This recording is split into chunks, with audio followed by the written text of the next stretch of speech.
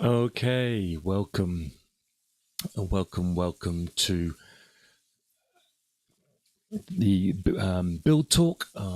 This is my name is Simon. I'm member of the EPiraten group, and today we're going to talk about the Minecraft Blueprints project, which is all about recreating.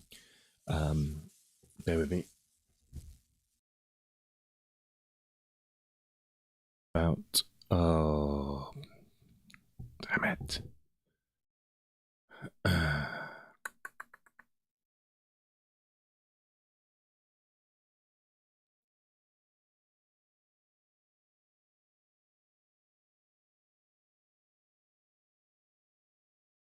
There we go.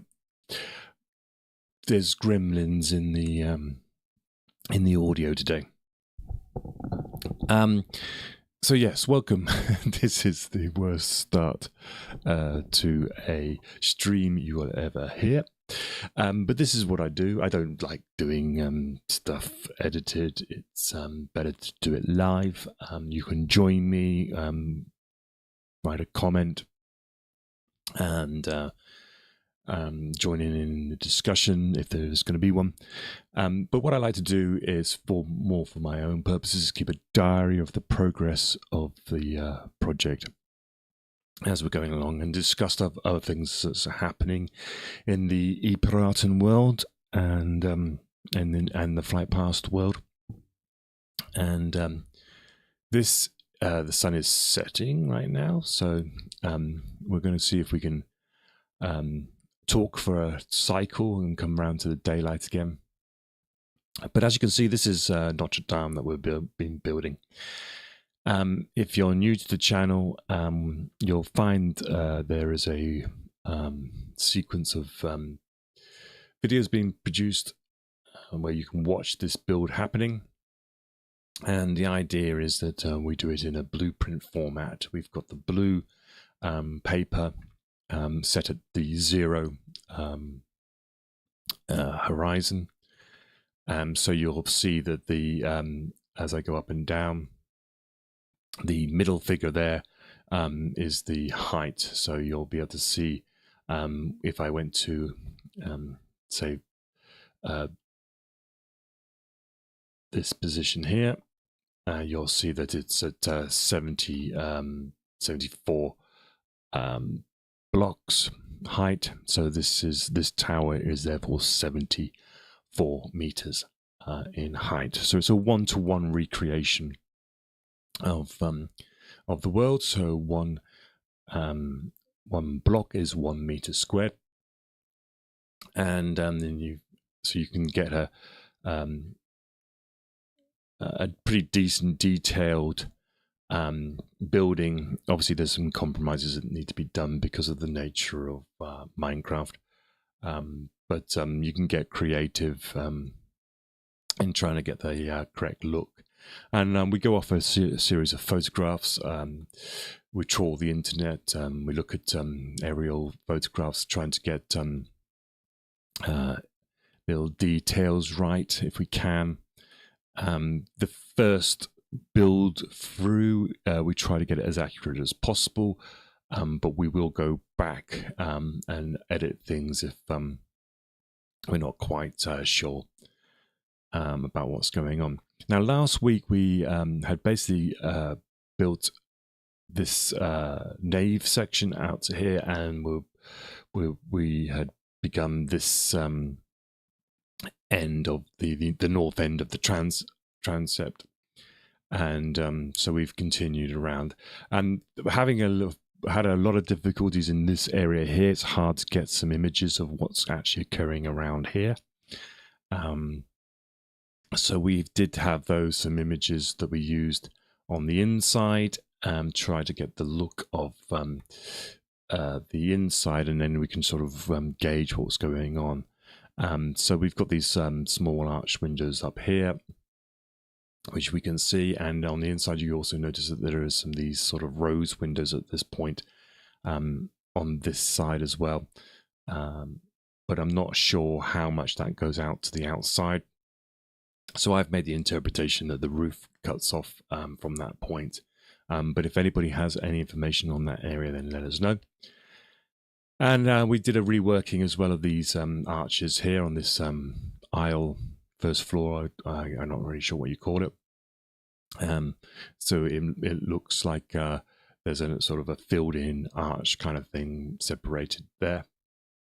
And so we'll, in the next week or so, but before we finish anyway, we'll go down this back through the nave and remodel these arches up here. And we'll probably have another a look at this end here as well.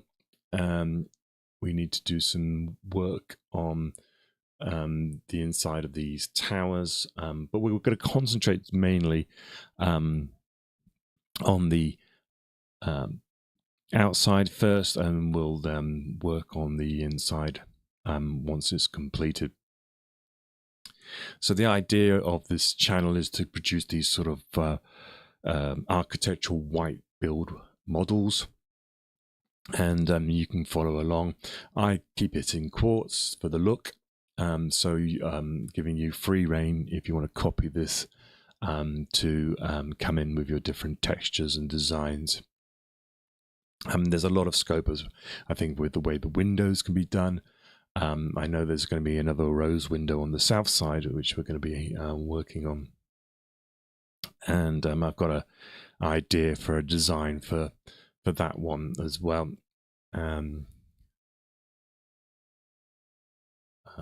But we're just basically putting in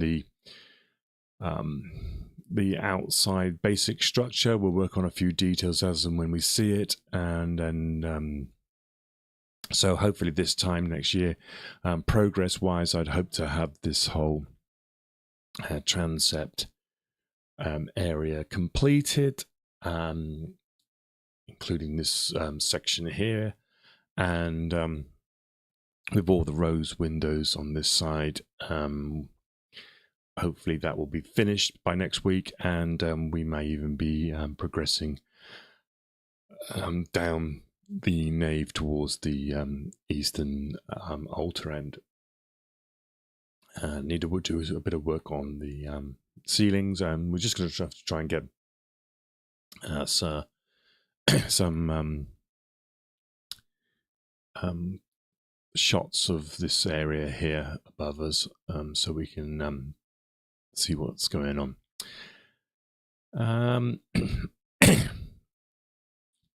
Anybody who's new to the channel, so allow me just explain what we have. The idea is that we'll be able to place pieces of iconic architecture on these blueprints, and it's actually on a timeline where we're now facing north. So as we move up, this number here is the year. So you can see that Notre Dame was begun in 1163, and the main part, the recognizable part, was completed in 1260.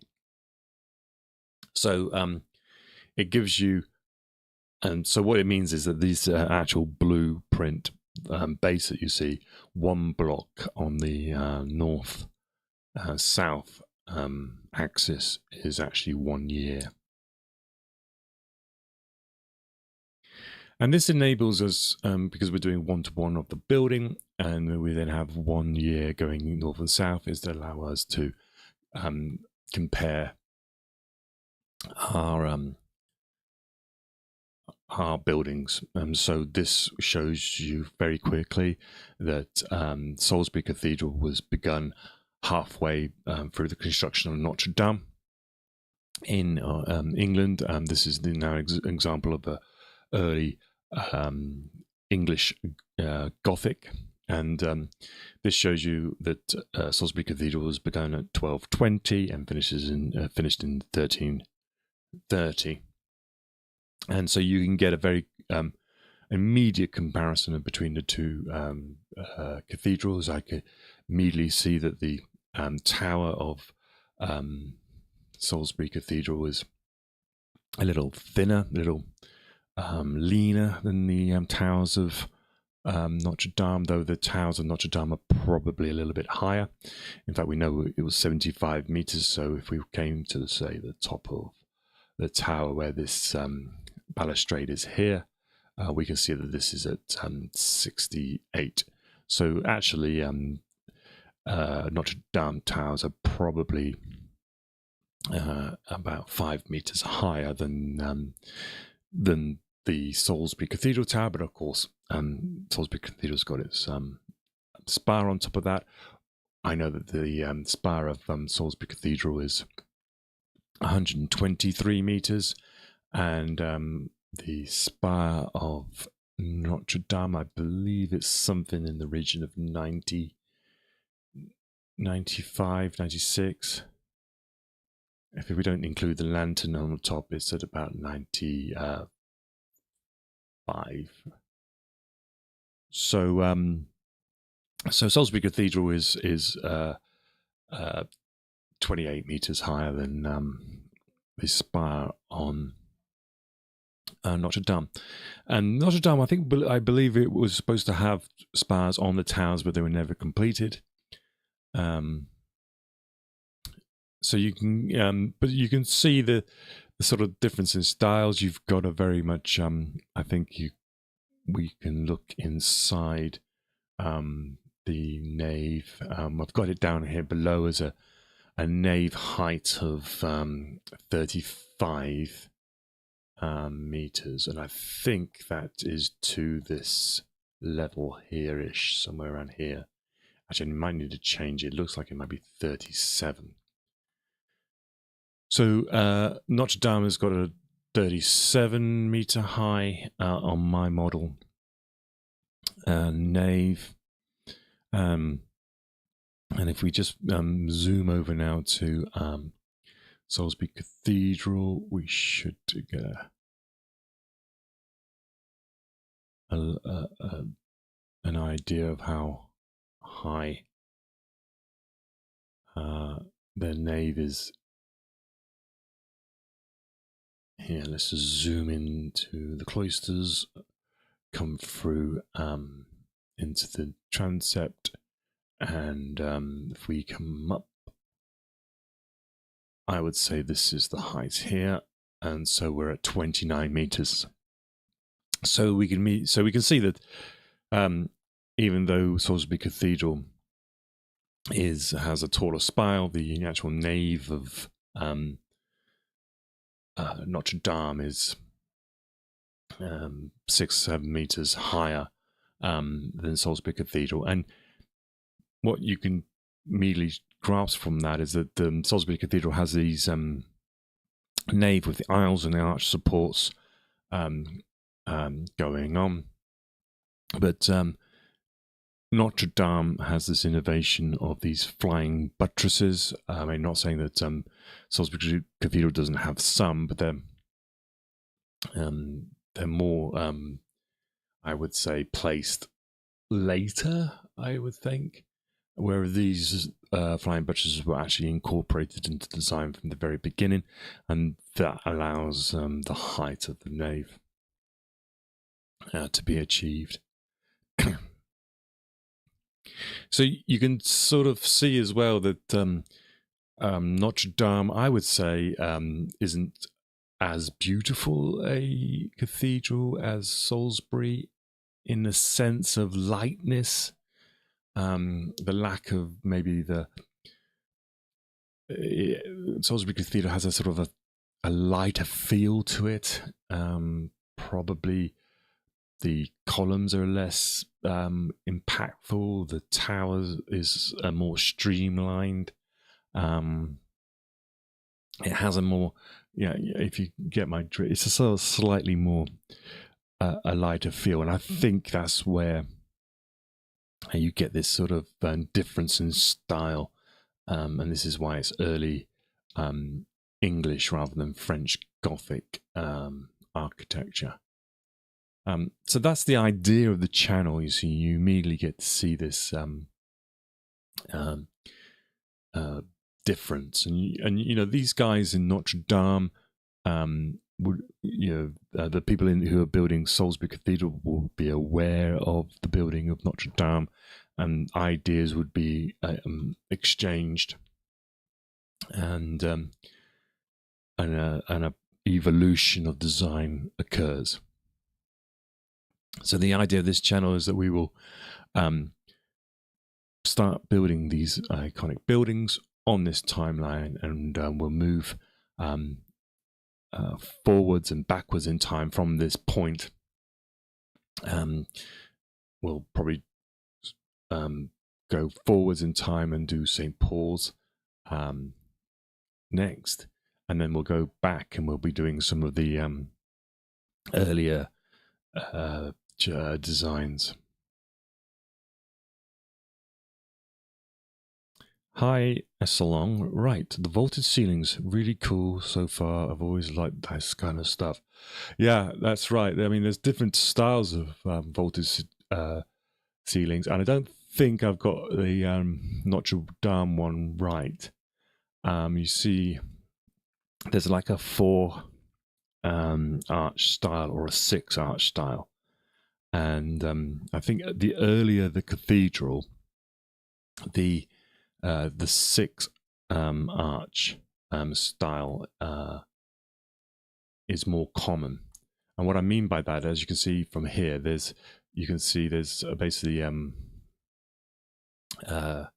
2 arches going across in a diagonal, but there will be another one going across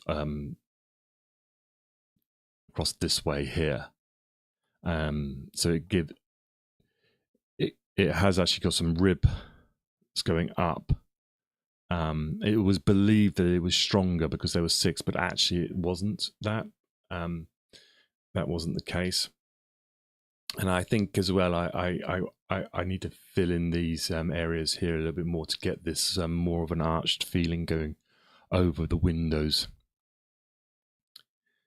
But yeah, this is designed this way so that you guys can see the basic structure that's being used, and where the blue is basically representing where it's not structurally load bearing. And when we do these things, you'll see there's even though it's quartz, the pillars will be the main load bearing pillars. There'll be some brickwork which will show the sort of the basic infill, and then the pure white chalk areas will be more for the sort of chiseled quality look going on. But it's all a work in progress really at the moment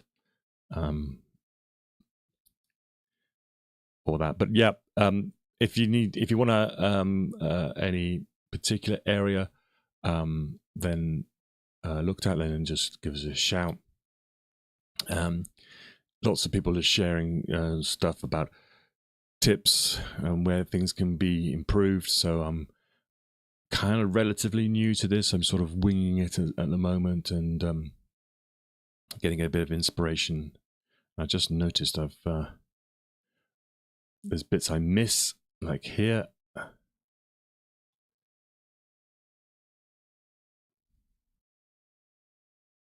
Something I learned the other day was a cool little feature, and that was these gargoyle shapes.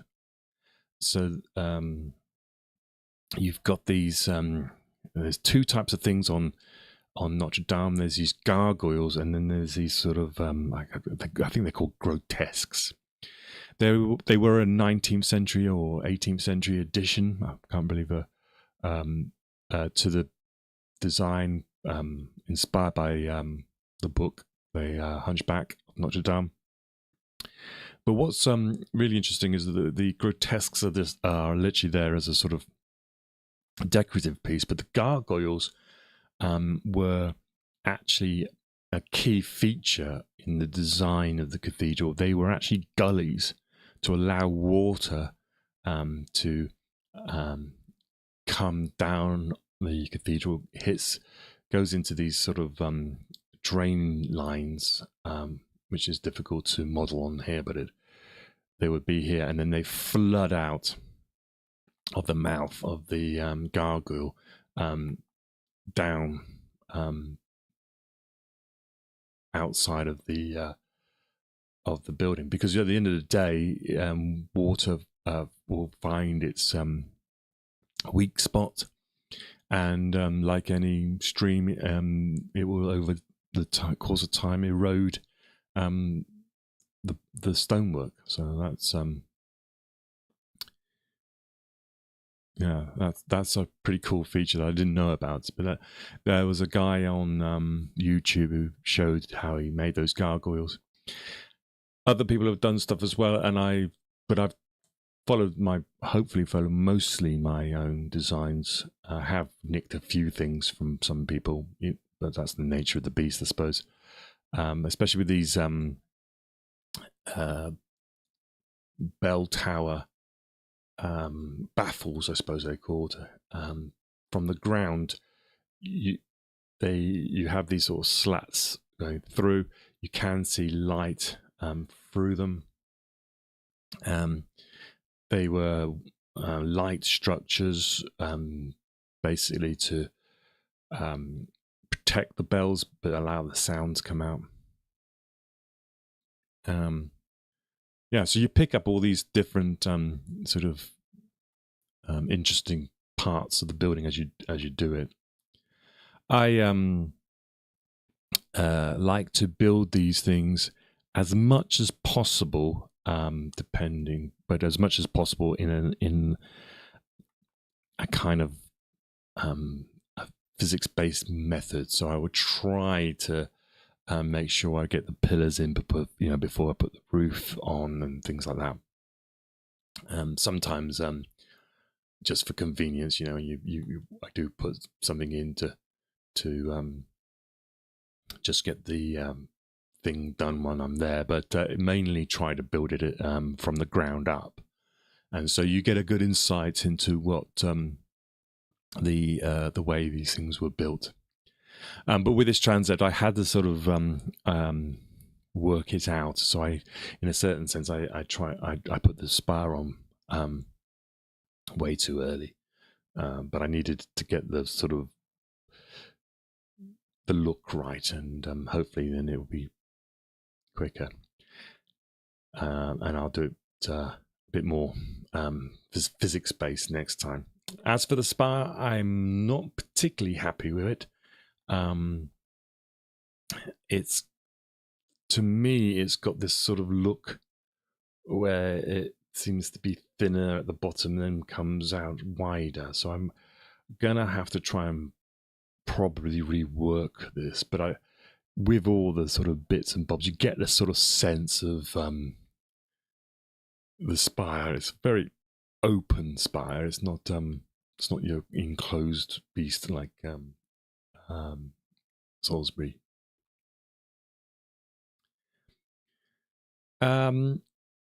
So talking about the project, this is this is the timeline going forward, and we'll get to we can see we'll do St. Paul's next. I think we'll probably be working on Notre Dame now for probably another month or so, and then we'll start to work on Notre Dame, which is up here. So it's many centuries later. We're talking 16. I think it's 1685, 1675. So St. Paul's was destroyed in the Great Fire of London, and so literally, like, the rebuilding of London happened. Sir Christopher Wren was the architect. So we're talking only 9 years after the Great Fire. Building of St. Paul's is rebuilt, and you can see the difference. I've had to actually I built this blue chip ready for it to be built, but you can see I had to do a cutout here because the actual time is shorter than the width of the project, if you get my drift. And you can see there's 35 years only for the completion of St. Paul's. But we'll put this one in as the next project, because also it's a different style. We've been in the Gothic style, and we'll go on to St. Paul's and get a bit of length going on it. But yeah, this is how it looks at the moment. You'll find as well, I did a video the other day on the flight past side of things, and that was we did a Huey helicopter flight in Microsoft Flight Simulator over Wiltshire. We had a look at the location of Salisbury Cathedral, and we also flew to the west, probably about 10 miles to where the stone for Salisbury Cathedral was quarried. The main structural sort of stone. And so there's a complementary, what I'm trying to say is there's a complementary video on the flight past side of things.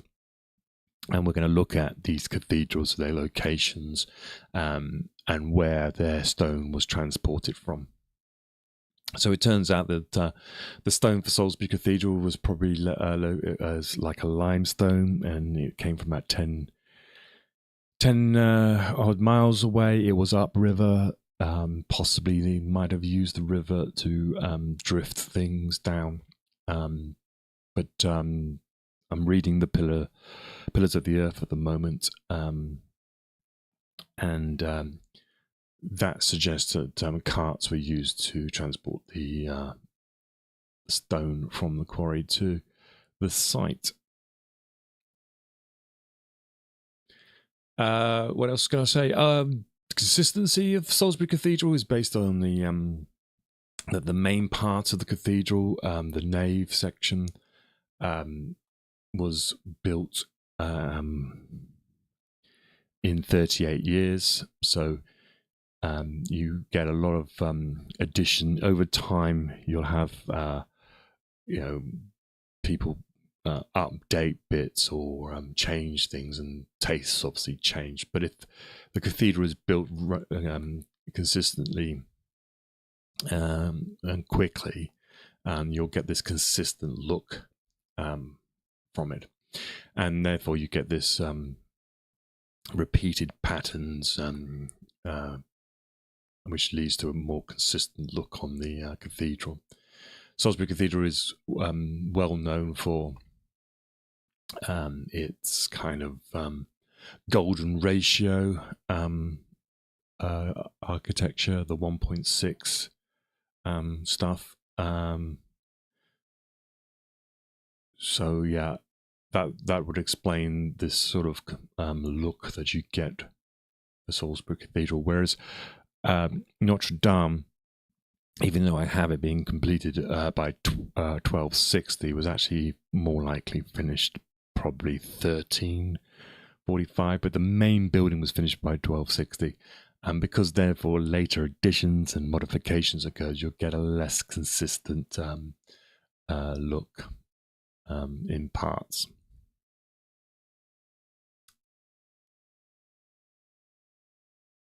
And I've said this before in previous build. The other thing we will do is this is the French side. Cathedrals I'm really interested in doing. I'm going to do Lincoln because Lincoln sits in this area, which is it's kind of on the same timeline as Notre Dame, slightly before Salisbury, but you can see the influences of both happening. As you can see, Lincoln is here, and it actually began in 1185. So it's very near to the start of the build of Notre Dame. And we'll put this Lincoln Cathedral here. You'll see that it's a longer build, and immediately you can spot that it takes a lot longer for it to be built than Salisbury. So Salisbury's obviously learned a lot of lessons from Lincoln, and I suppose the look of Lincoln is a little bit more higgledy-piggledy. But you can see then we're going to have this ability to make very quick comparisons between the cathedrals and be able to see the evolution of the designs going forward. As I say, we'll probably do St. Paul's Cathedral next. We'll do Lincoln, and then we'll move to some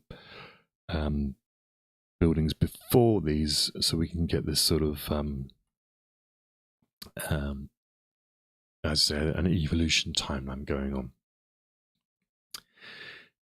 on. So that's this week's build talk. Now let's just give you a heads up of what's going to be occurring over the channels. The build will continue on Notre Dame.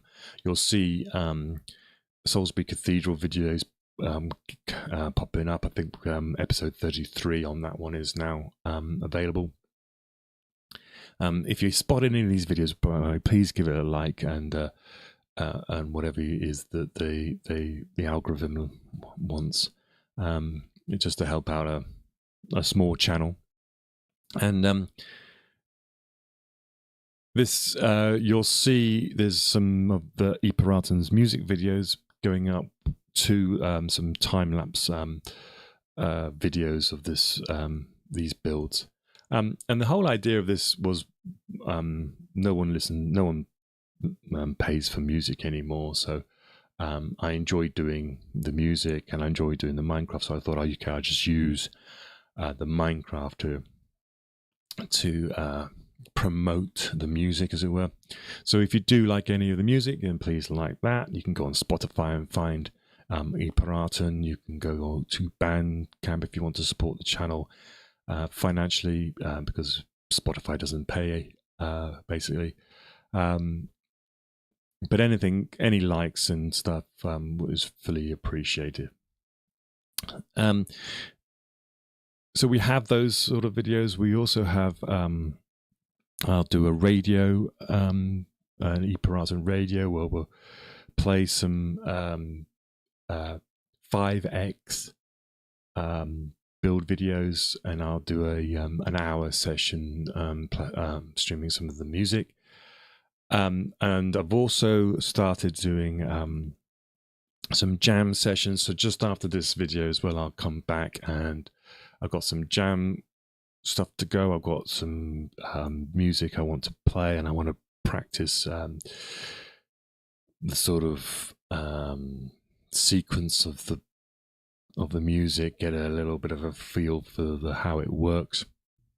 So that will come up, and that'll be soon too. What else? As Flight Pass, so Flight Pass, we should be doing Notre Dame next. We'll do a Flight Pass over that. We'll have a look at around Paris, see where this sits in the city of Paris. We'll try and work out what it's made from and where the stones come from. So we'll go try and find that quarry and fly.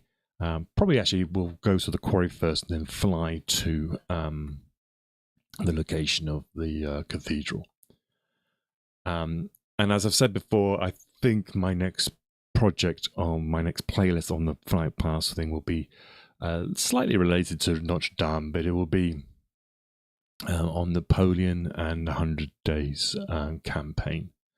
So if that's appealing to you guys, please like, subscribe, and I'll keep churning out the content. If you've got any advice on the content, then please just give us a comment.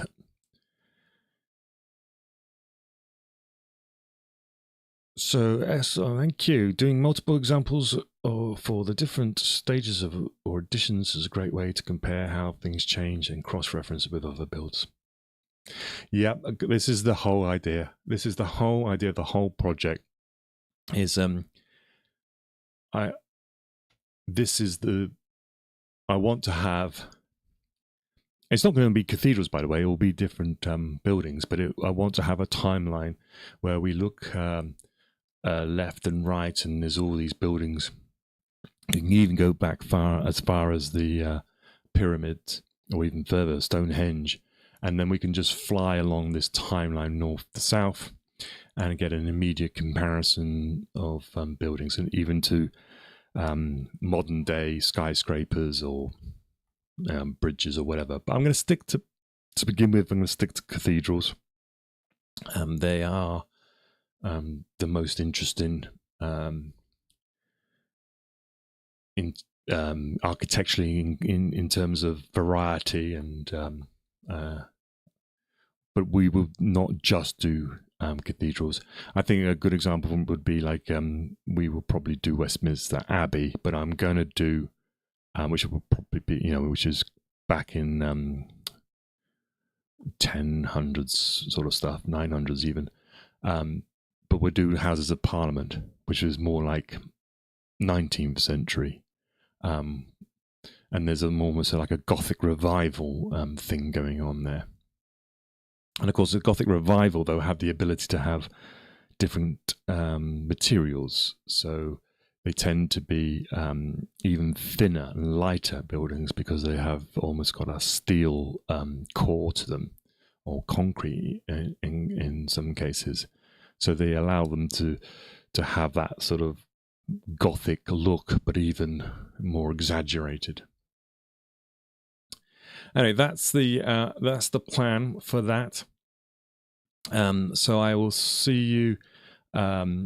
I'll be back probably in a half an hour, and I'll do a jam session on a track that I'm working on, and you'll find other videos of the I think Salisbury up at the moment.